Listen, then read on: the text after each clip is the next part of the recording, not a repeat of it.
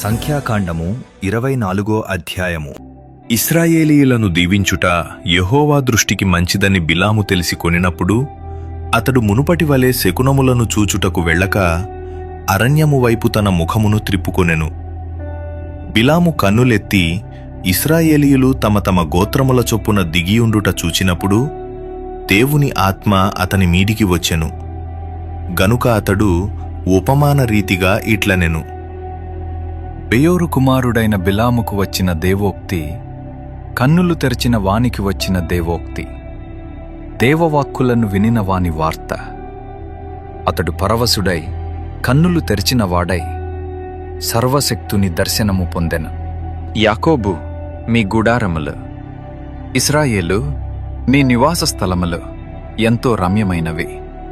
వాగులవలే అవి వ్యాపించియున్నవి, నదీతీర మందలి తోటలవలెను, యెహోవా నాటిన అగరు చెట్లవలెను, నీళ్ల యొద్దనున్న దేవదారు వృక్షములవలెను అవియున్నవి.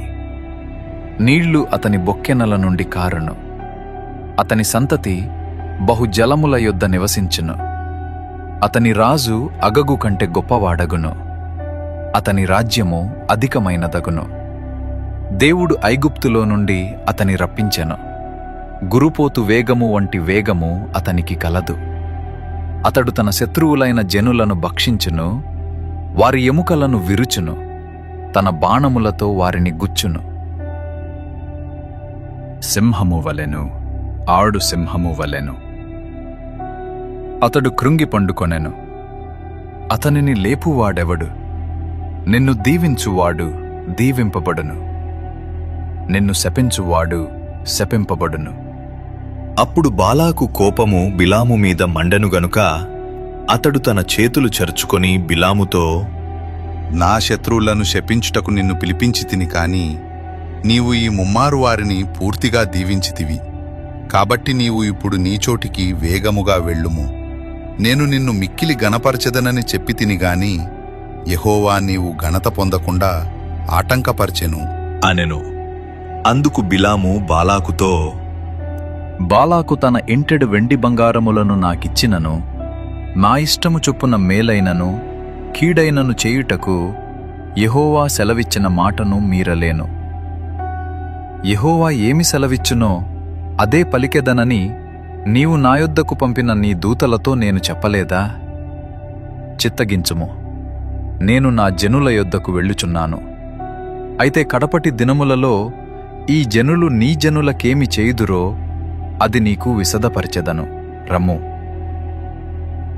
అని చెప్పి ఉపమాన రీతిగా ఇట్లనెను. బెయోరు కుమారుడైన బిలాముకు వచ్చిన దేవోక్తి, కన్నులు తెరిచిన వానికి వచ్చిన దేవోక్తి, దేవవాక్కులను వినిన వాని వార్త, మహోన్నతుని విద్య నెరిగిన వాని వార్త. అతడు పరవశుడై కన్నులు తెరిచినవాడై సర్వశక్తుని దర్శనము పొందెను. ఆయనను చూచుచున్నాను గాని ప్రస్తుతముననున్నట్టు కాదు, ఆయనను చూచుచున్నాను గాని సమీపముననున్నట్టు కాదు. నక్షత్రము యాకోబులో ఉదయించును, రాజదండము ఇశ్రాయేలులో నుండి లేచును. అది మోయాబు ప్రాంతములను కొట్టును, కలహవీరులనందరినీ నాశనము చేయును. ఎదోమును సెయీరును ఇశ్రాయేలుకు శత్రువులు, వారు స్వాధీనపరచబడుదురు. ఇశ్రాయేలు పరాక్రమ మొందును, యాకోబు సంతానమున ఏలిక పుట్టును. అతడు పట్టణములోని శేషమును నశింపజేయును. మరియు అతడు అమాలేకీయుల వైపు చూచి ఉపమాన రీతిగా ఇట్లనెను: అమాలేకు అన్యజనములకు మొదలు, వాని అంతము నిత్య నాశనమే. మరియు అతడు కేనీయుల వైపు చూచి ఉపమాన రీతిగా ఇట్లనెను: నీ నివాస స్థలము దుర్గమమైనది, నీ గూడు కొండమీద కట్టబడియున్నది. అష్షూరు నిన్ను చెరగా పట్టువరకు కయీను నశించునా? మరియు అతడు ఉపమాన రీతిగా, అయ్యో, దేవుడు ఇట్లు చేయనప్పుడు ఎవడు బ్రతుకును? కిత్తీము తీరము నుండి ఓడలు వచ్చును, అవి అష్షూరును ఏబెరును బాధించును. హిత్తీయులు కూడా నిత్య నాశనము పొందుదురు. అనెను. అంతట బిలాము లేచి తన చోటికి తిరిగి వెళ్ళెను. బాలాకును తన త్రోవను వెళ్ళెను.